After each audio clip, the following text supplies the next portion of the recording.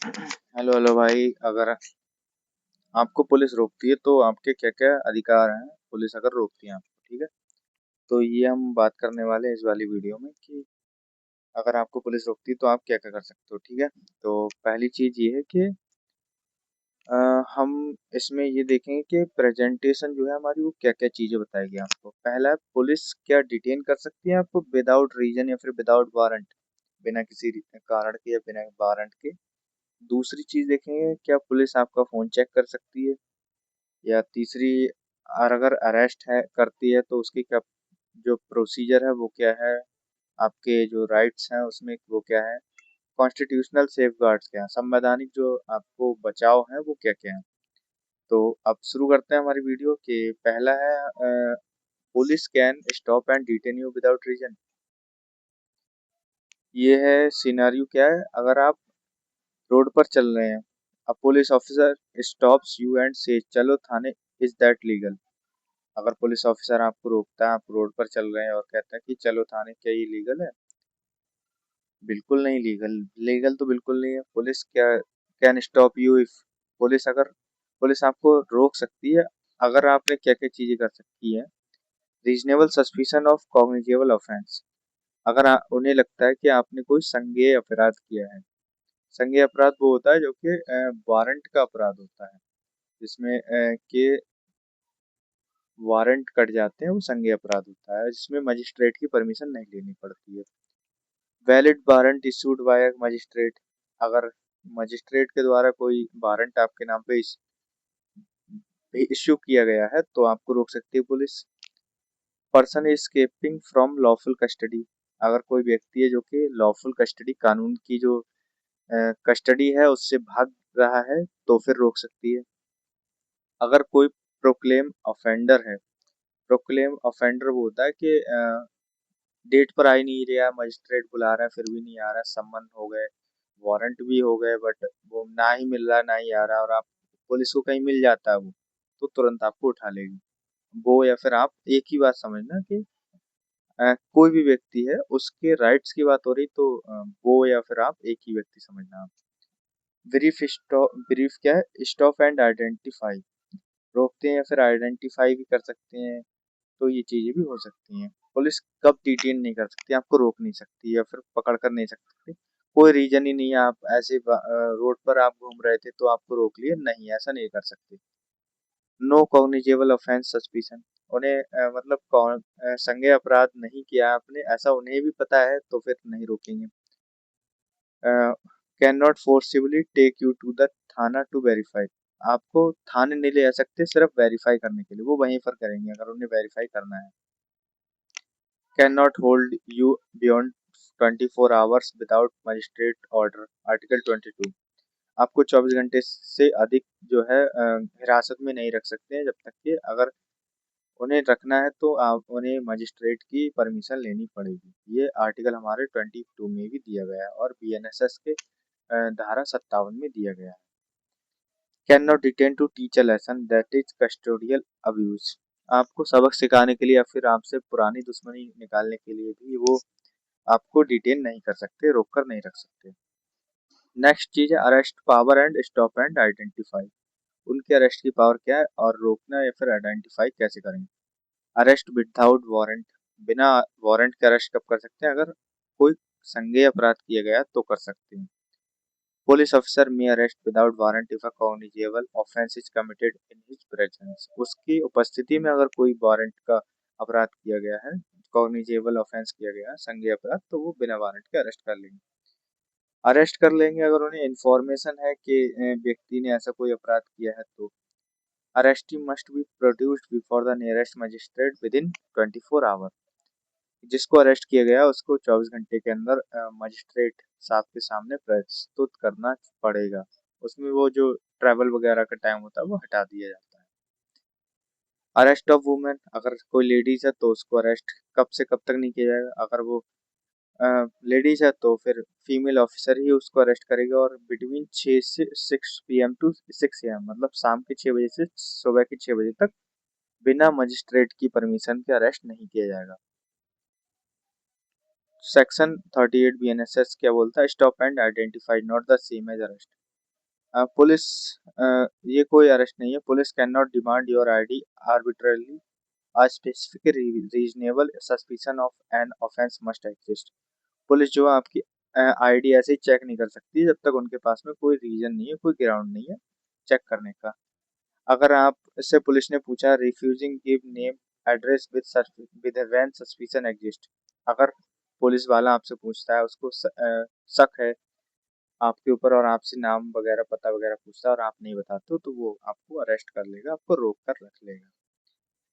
Once identity is confirmed, you must be released with immediately. This is not an arrest।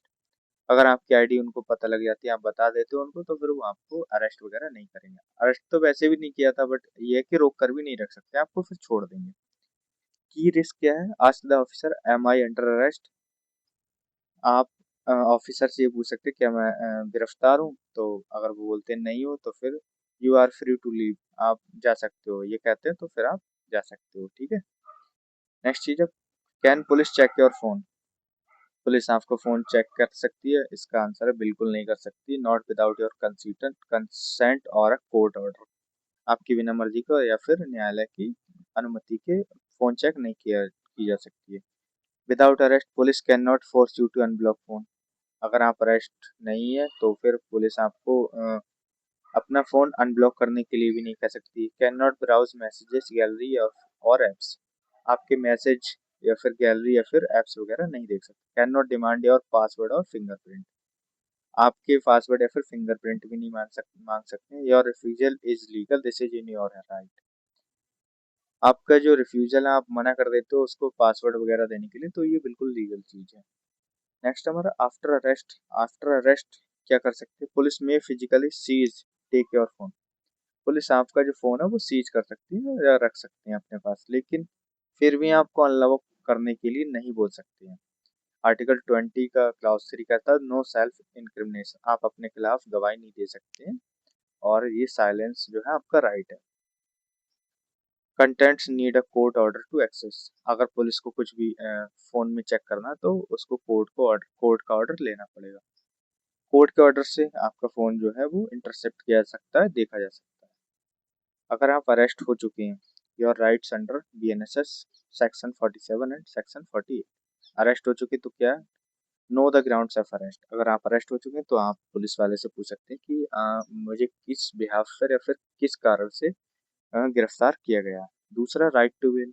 अगर bailable offence है तो आपका अधिकार है कि आप राइट टू बेल अप्लाई कर सकते हैं बेल के लिए। ठीक है, क्योंकि आपको राइट बेल का अधिकार है, जमानत का अधिकार है।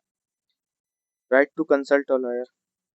सेक्शन 47 का क्लाउज 3 में बोला गया है और आर्टिकल 22 के क्लाउज 1 में ही बोला गया है कॉन्स्टिट्यूशन के, कि आपको अपनी मर्जी के लॉयर से बात करने का अधिकार है अगर आपको अरेस्ट किया जाता है। अरेस्ट मेमो बनाया जाता है सेक्शन 48 में, जो कि जब अरेस्ट मेमो बनता है तो विटनेस के द्वारा और आपके द्वारा जो है साइन किया जाता है, और फिर उसके बाद में जो फैमिली या फिर किसी फ्रेंड को इन्फॉर्म भी किया जाएगा।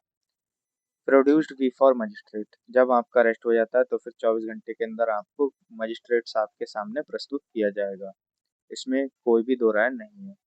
Right against custodial abuse. आपको कस्टडी में आपको मारा पीटा नहीं जाएगा, ये सारी चीजें नहीं की जाएंगी। वैसे वो तो आपको पता ही कि हो ही जाता है, पुलिस वाले कोई सीधे होते नहीं है, बट फिर भी ये आपके राइट्स हैं कि सेक्शन 330 में कहता है कि police punishes police causing hurt to obtain confession. अगर पुलिस जो है कन्फेशन वगैरह लेती है मारपीट के, तो 330 में उनको जो है सजा मिलती है BNS के अंदर। और आपका भी राइट है कि 22 में ही राइट दिया गया कि आपके साथ में कस्टोडियल वायलेंस नहीं होगा। Search of persons and premises. Police के पास में राइट है कि क्या क्या राइट है वो देखेंगे कि search of arrested person only after lawful arrest. किसी भी पर्सन को अगर लॉफुली अरेस्ट किया गया है कानूनी तरीके से तो उसका सर्च किया जा सकता है। Search of premises generally requires a magistrate issued warrant. अगर पुलिस वाले को आपका घर की तलाशी लेनी है तो मजिस्ट्रेट का ऑर्डर या फिर वारंट लेना पड़ेगा। अगर कोई वुमन है घर में तो फिर उस सर्च करने के लिए क्या करना पड़ेगा, फीमेल ऑफिसर को लाना पड़ेगा। विटनेस भी देखना पड़ेगा। अगर search must be conducted in presence of two independent witness. हाँ, अगर सर्च हो रही है तो दो इंडिपेंडेंट विटनेस होने जरूरी है सर्च में। और क्या है, एक रिसिप्ट वगैरह लिस्ट वगैरह भी बनाई जाएगी सर्च जब बनता है तो। और अब तो ये राइट हो गया कि वीडियो रिकॉर्डिंग भी की जाती है सर्च के टाइम पर। Your right during a search, तुम क्या पूछ सकते हो, you can ask have I been arrested, ये तो पूछ सकते हो कि क्या मैं अरेस्ट हो चुका। अगर फीमेल है तो फिर फीमेल ही जो है उनको चेक करेगी, उनका सर्च करेगी। अगर ask for a return list of all items seized, अगर आइटम्स वगैरह सीज किए गए हैं तो उनकी लिस्ट भी आपको बनाने के लिए आप बोल सकते हो या फिर मांग सकते हो। और फोन वगैरह तो आपको वैसे ही अनलॉक नहीं करके देना है। बट डोंट, क्या नहीं करना है, फिजिकली रजिस्टर उनके सामने गाली गलौच या फिर फिजिकली हाथ पैर नहीं चलाने, क्योंकि फिर अगर आप ही उल्टे फंस जाएंगे। वो ये कह सकते हैं कि उन्होंने आपने उनके साथ हाथापाई की इसलिए उन्होंने आपको मारा, या फिर एक दो चार्जेस और ही लगा देंगे। साइन ब्लैंक और इनकम्प्लीट सीजर मेमोस, ब्लैंक या फिर इनकम्प्लीट जो मेमो होते हैं अरेस्ट मेमो, वो बिल्कुल भी साइन नहीं करने हैं। Consent verbally to a search without noting it is under protest, तो ये सारी चीजें हैं इसमें। नेक्स्ट हमारा कॉन्स्टिट्यूशनल सेफ गार्ड क्या है इसमें, तो हमारा आर्टिकल 20 है, जो कि पहला आर्टिकल 20 का रूल 1 कहता है एक ही ऑफेंस के लिए आप 2 बार पनिश नहीं किए जाएंगे। दूसरा कहता है you can not tried B tried twice for the same offence. ठीक है, सॉरी, पहला जो कहता है कि आप ऐसे कानून में पनिश दंड नहीं दिया जाएगा आपको जो कि एग्जिस्ट ही नहीं करता, कि पुराना हो चुका है ऐसा कानून। ऐसा नहीं कि आपने आज मर्डर किया है, मर्डर की सजा आपको क्या है, अ, अ, फांसी है, बट पुराने जमाने में मर्डर की सजा कुछ और थी तो वो सजा देंगे नहीं, आज के ही जमाने की सजा दी जाएगी। डबल जियोपार्डी का मतलब होता है कि आपको एक ही अपराध के लिए दो दो बार दंडित नहीं किया है। तीसरा है कि आप खुद के खिलाफ गवाही नहीं दे सकते। आर्टिकल 21 में no shall person shall be deprived of life liberty except by procedure established by law, कोई भी व्यक्ति है उसकी जो आज़ादी है उसको छीना नहीं जा सकता जबकि जबकि जब तक कि जो कानून के द्वारा स्टैब्लिश नहीं किया गया है। जो कि इसमें क्या है, आर्बिट्ररी अरेस्ट वायलेट्स क्या करता है, डीके बसु के गाइडलाइंस में बोला गया था आर्टिकल 21 का जो वायलेशन है उसके बारे में। इसमें बोलते हैं कि includes right to free fair trial, legal aid, speedy justice and dignity in custody, मतलब आपके साथ में फेयर ट्रायल होगा, लीगल एड आपको सहायता दी जाएगी, कानूनी सहायता, स्पीडी जस्टिस मिलेगा, जल्दी से जल्दी ट्रायल होगा, ये सारी चीज दी गई। आर्टिकल 22 में आपको पता ही है आपको अरेस्ट क्यों किया जा रहा है, ये चीजें बताएंगे आपको। एक लॉयर जो आपकी चॉइस का है उससे बात करने का मौका दिया जाएगा उससे, और आपके जो घर वाले हैं उनको भी इन्फॉर्म किया जाएगा या फिर फ्रेंड्स को, और 24 घंटे के अंदर अंदर आपको मजिस्ट्रेट के सामने पेश किया जाएगा। ठीक है, ये डी के बसु का केस है, ये आप एक बार पढ़ लीजिएगा, मेडिकल एग्जामिनेशन वगैरह वाली चीजें हैं जो, ये काफी इंपॉर्टेंट केस है, वो देख लेना आप। पुलिस कस्टडी में क्या क्या ये अगर कस्टोडियल वायलेंस होते हैं उस चीज को बचाने के लिए किया ये केस निकाला गया था सुप्रीम कोर्ट के द्वारा।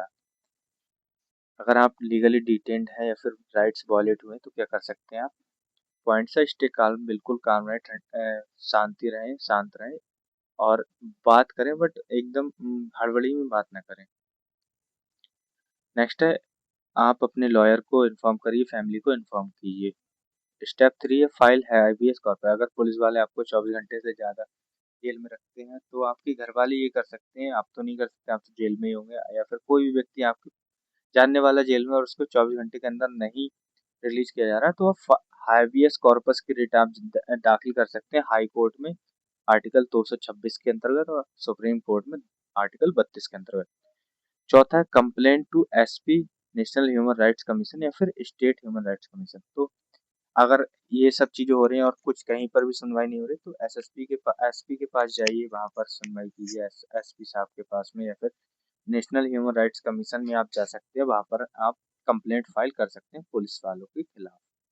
ठीक है, तो ये रेफरेंस की टेबल है, ये आप देख सकते हो। अगर आपको चीजें देखनी है या फिर याद रिमेम्बर करनी है तो आप कॉपी वगैरह में भी लिख सकते हो। ठीक है, बाकी मिलते हैं नेक्स्ट वीडियो में, तब तक के लिए जय हिंद।